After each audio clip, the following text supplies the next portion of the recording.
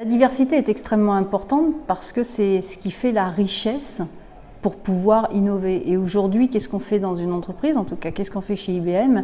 Eh bien, on co-innove avec nos clients. Et pour co-innover, il faut avoir de la richesse à la fois créative, de la richesse à la fois scientifique, de la richesse technologique. Donc il faut avoir toute cette discipline de personnes qui vont composer aujourd'hui ce qu'est IBM, et entre autres IBM France et IBM Monde, une entreprise extrêmement diverse en termes de personnes. Alors c'est vrai que Ginny, elle parle beaucoup, et on parle beaucoup d'inclusion chez IBM, parce qu'on va bien au-delà effectivement des hommes et des femmes. Aujourd'hui, innover, c'est donner la chance effectivement à toutes les personnes de pouvoir s'exprimer. Et quand on dit aller au-delà des hommes et des femmes, eh bien c'est prendre finalement les personnes pour elles-mêmes, c'est-à-dire quel que soit, c'est en fonction de la géographie, c'est en fonction de la philosophie, c'est en fonction de ce que veut aussi la personne. Et c'est finalement toute cette richesse qui compose effectivement la richesse de la diversité. Donc c'est vrai qu'on préfère nous parler d'inclusion que de diversité, et encore plus de mixité homme-femme.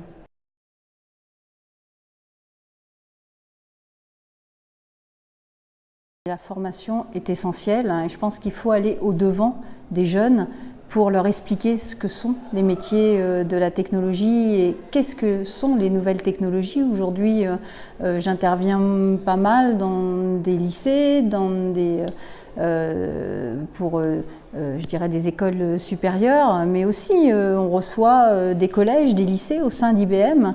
Et de parler avec eux leur permet de comprendre ce que sont les nouvelles technologies, et de comprendre aussi ce que sont les métiers au sein des nouvelles technologies.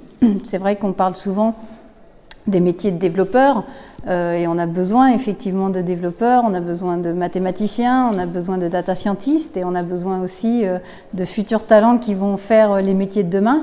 Mais on a aussi besoin, et la technologie, pour créer avec les clients, on a besoin aussi de designers, on a besoin aussi de consultants qui vont accompagner nos clients dans la richesse d'idées pour pouvoir co-innover ensemble. Donc dans les métiers de la tech, effectivement, on n'est pas uniquement développeur, on est aussi effectivement facilitateur d'idées, facilitateur de projets pour pouvoir effectivement mener à bien des innovations avec les clients.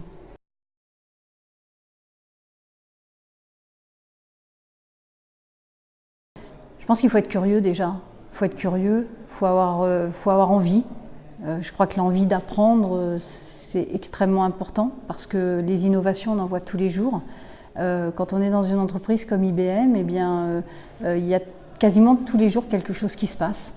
Soit une nouvelle innovation, soit un nouveau rachat, soit un nouveau partenariat.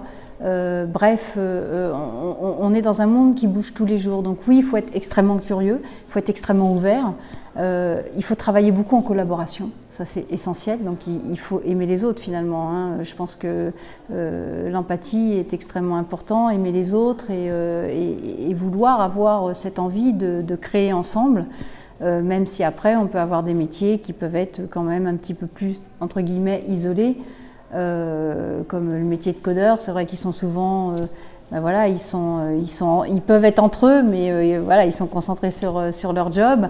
Il y a des jobs qui sont beaucoup plus de design thinking, où là on va avoir des groupes de travail qui vont faire émerger des idées extraordinaires. Mais en tout cas, collaborer ensemble est extrêmement important aussi.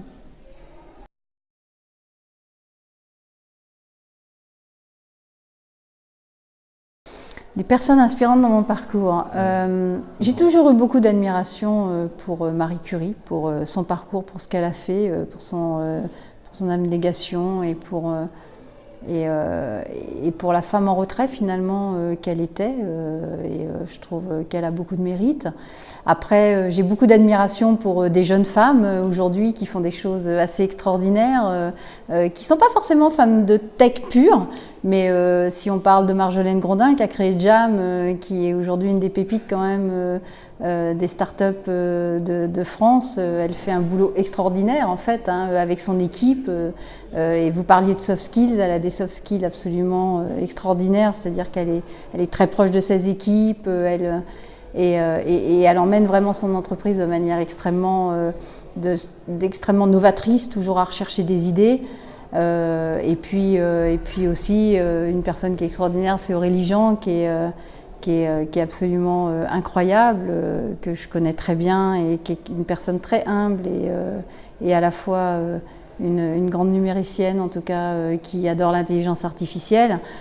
Après, j'admire aussi bien les hommes que les femmes, en fait. Je suis vraiment pour la mixité. J'aime surtout les talents qui sont nouvelles et notamment, je suis venue, entre autres, parce que c'est Thomas aussi qui me l'a demandé. Et Thomas est quand même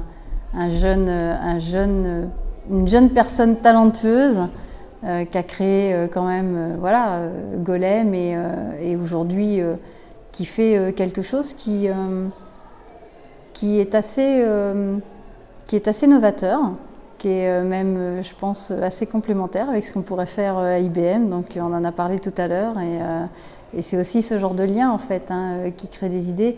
Après il y a plein de femmes géniales finalement qui je me rappelle plus de son nom, mais parce que je suis tombée dessus par hasard sur Facebook, mais une femme qui finalement emmène systématiquement une imprimante 3D quand elle va dans des pays défavorisés, tout simplement pour construire des objets médicaux en fait, parce qu'ils en ont besoin et systématiquement quand elle y va, elle emmène une imprimante 3D. Moi je trouve ça génial, quoi, voilà. Et finalement la science et la technologie, c'est avant tout pour l'homme et pour faire du bien à l'homme, quoi. Donc, et elle en est le parfait exemple.